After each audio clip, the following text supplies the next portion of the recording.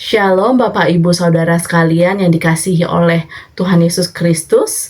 Pada kesempatan kali ini saya akan mengajak Bapak Ibu Saudara sekalian untuk belajar firman Tuhan dari Matius 5 ayat 43 sampai 45. Saya akan membantu untuk membacakan kepada Bapak Ibu Saudara sekalian Matius 5 ayat 43 sampai 45. Kamu telah mendengar yang difirmankan, kasihilah sesamamu manusia dan bencilah musuhmu. Namun aku berkata kepadamu, kasihilah musuh-musuhmu dan berdoalah bagi mereka yang menganiaya kamu. Dengan demikian kamu menjadi anak-anak Bapamu yang di surga, sebab ia menerbitkan mataharinya bagi orang yang jahat maupun orang yang baik, dan menurunkan hujan bagi orang yang benar maupun orang yang tidak benar.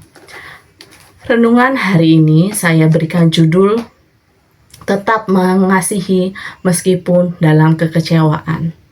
Bapak Ibu Saudara sekalian pasti pernah atau mungkin sekarang sedang merasakan kekecewaan. Kecewa apa yang diusahakan belum menghasilkan buah yang maksimal, atau bahkan kecewa terhadap sikap seseorang. Ya, dan kekecewaan itu akan menghasilkan energi atau emosi yang negatif. Kita merasa marah, jengkel, kesal terhadap suatu atau orang yang mengecewakan.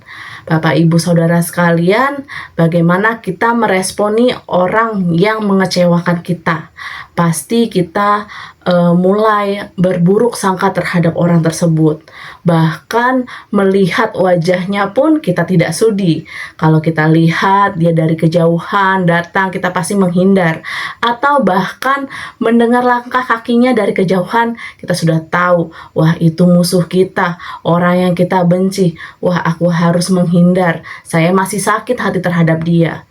Nah, sedangkan kontras sekali dengan firman Tuhan yang barusan kita baca.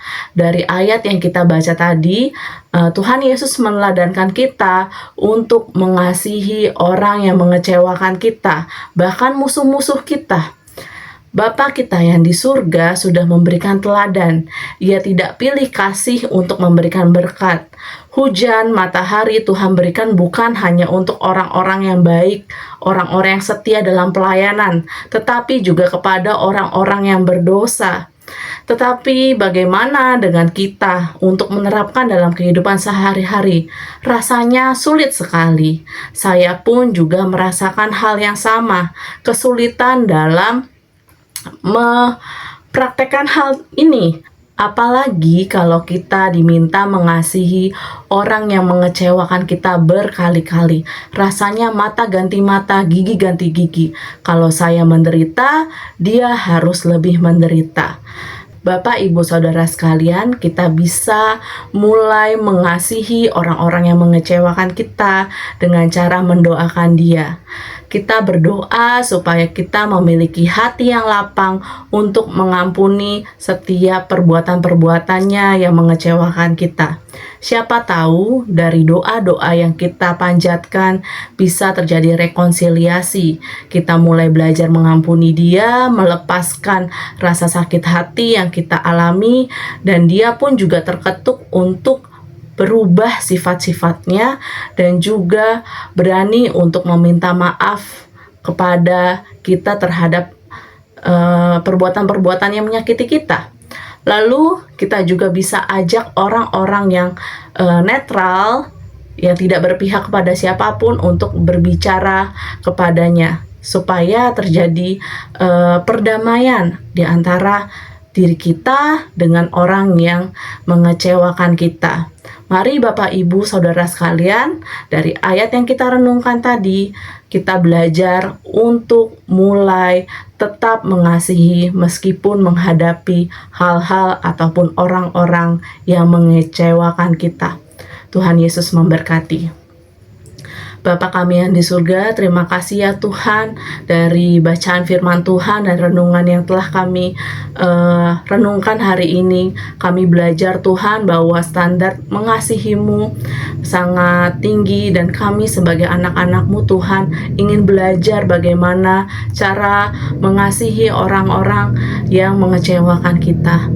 Tuhan, kiranya apa yang kami renungkan Tuhan bisa merubah paradigma kami Tuhan tentang mengasihi. Berkati supaya kami Tuhan mau semakin diubahkan Tuhan menjadi serupa dengan-Mu Tuhan.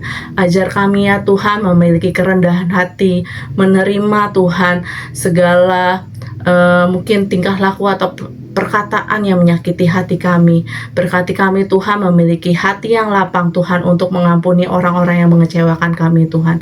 Berkati Tuhan untuk orang-orang yang telah melakukan hal-hal tersebut Tuhan, kami doakan supaya ada perubahan tingkah laku Tuhan, supaya kami bisa melakukan rekonsiliasi Tuhan. Berkati Tuhan kegiatan kami selanjutnya, di dalam tangan-Mu Tuhan, kami serahkan kehidupan kami. Amin.